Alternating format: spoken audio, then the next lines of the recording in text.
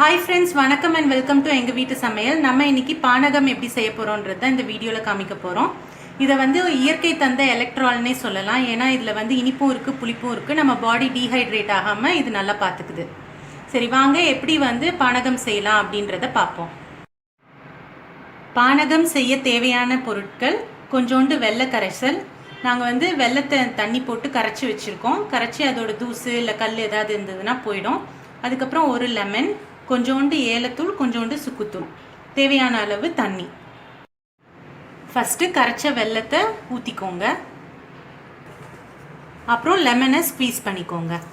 இப்போ நாங்கள் ஒரு டம்ளர் பானகம் செய்கிறது தான் காமிக்கிறோம். அந்த அளவு தான் நாங்கள் உங்களுக்கு சொல்லியிருக்கோம்.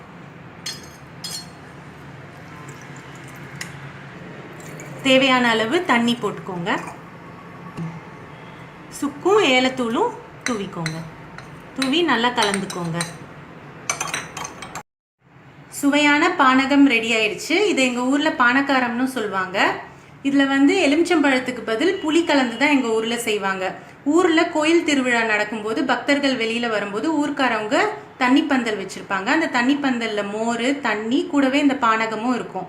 ஸோ வெளியில் வரவங்க வந்து இந்த பானகம் குடிக்கும்போது அவங்க உடம்பு வந்து டீஹைட்ரேட் ஆகாமல் இருக்கும். தவிர இதில் நம்ம கலந்துருக்க சுக்கும் ஏலப்பொடியும் சாப்பிடும்போது அவங்க டைஜஸ்டிவ் சிஸ்டமும் ஸ்ட்ராங் ஆகும். வெல்லமும் எலுமிச்சம்பழமும் அவங்க உடம்பை வந்து டீஹைட்ரேட் ஆகாமல் பார்த்துக்கும். ஸோ நம்மளும் இந்த மாதிரி இயற்கையான பானங்களை குடிக்கலாம்.